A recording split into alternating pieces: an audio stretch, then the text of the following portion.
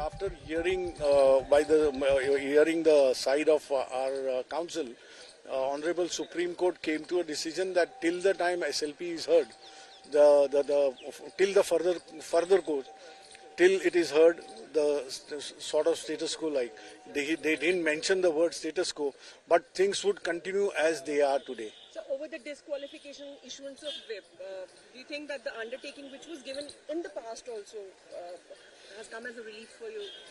Of course, many things are intertwined, because Election Commission's order, as a SLP also, that has been seen, and he has entertained that. So on that part also, unless that is decided, because that is also intertwined with the main subject of disqualification of MLAs who have incurred disqualification by their acts. So that is also also in the picture. So that in the larger larger perspective, I would say that we are happy with. I mean, the Honorable Supreme Court has given us the relief. Desai साहब, आपकी appeal पर supreme court ने फिलहाल stay लगाने से मना कर दिया, तो इसको झटके के रूप में देख रहे हैं? अब अगर स्टे नहीं लगाया तो आप मुझे बताइए उन्होंने क्या कहा, मैं समझना चाहता हूं आपसे। उन्होंने तो नोटिस जारी किया है। उन्होंने इस तरह से कहा कि आपको यहाँ से बाहर निकाल दिया, तो खत्म हो गया। ऐसे है तो बस उसी को लेके आप चलिए। तो इसमें आप अगर इस तरह से इसका इंटरप्रिटेशन कोर्ट के बाहर कोर्ट से ज्यादा करते हैं तो आप में ज्यादा समझ है। आप आईने की तरह आप लोगों को हकीकत बताइए। आप इस तरह से किसी झुकाव में तो हम वही नहीं, हम तो यही पूछ रहे हैं। हम ये कह रहे हैं, हमने तो ये कहा है, तो आपने कहा कि एसएलपी सुनने की बात ही कही है ना। ऑनरेबल सुप्रीम कोर्ट ने कहा कि हम एसएलपी सुनेंगे और तब तक जैसे है उस तरह से स्थिति को रहने दीजिए। तो इसका मतलब ये स्टेटस को उन्होंने ये नहीं कहा है, लेकिन जैसे स्थिति है उसी स्थिति को आगे रहने दिए।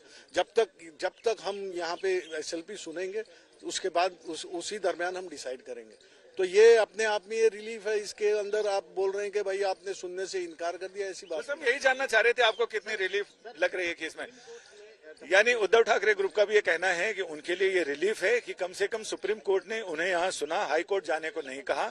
और जहां तक रिप्लाई की बात है, 2 हफ्ते में रिप्लाई होगी और इसके साथ ही उद्धव ठाकरे ग्रुप इस पर अपना रिजाइंडर फाइल करेगा, यानी प्रति उत्तर देगा। और 1 हफ्ते यानी 3 हफ्ते बाद, अब होली के बाद ही इस मामले पर सुनवाई होगी। कोर्ट ने कहा है तब तक यथास्थिति बरकरार रहेगी। और इधर से ये भी कहा गया है शिंदे गुट की तरफ से कि वो फिलहाल पार्टी के दफ्तर हैं या अकाउंट्स हैं, खाते हैं, उन पर फिलहाल अभी कोई कार्रवाई नहीं करेगा, अयोग्यता की कार्रवाई पर आगे नहीं बढ़ेगा। तो कुल मिलाकर दोनों पक्षकारों को यह लग रहा है कि हमारे लिए विन विन सिचुएशन है, क्योंकि उद्धव ठाकरे ग्रुप को यह लग रहा है कि कम से कम हमारी बात यहाँ सुनी गई, हमें हाईकोर्ट नहीं भेजा गया। दूसरी तरफ शिंदे गुट को ये तो ये बताइए संजय, स्टे नहीं लगाया है कोर्ट ने निर्वाचन आयोग के आदेश पर। और साथ ही संजय सुन पा रहे हैं आप हमें? तो संजय ये बताइए, उद्धव गुट को इसमें राहत क्या दिखाई दे रही है? जी बिल्कुल सुन पा रहा हूं सईद।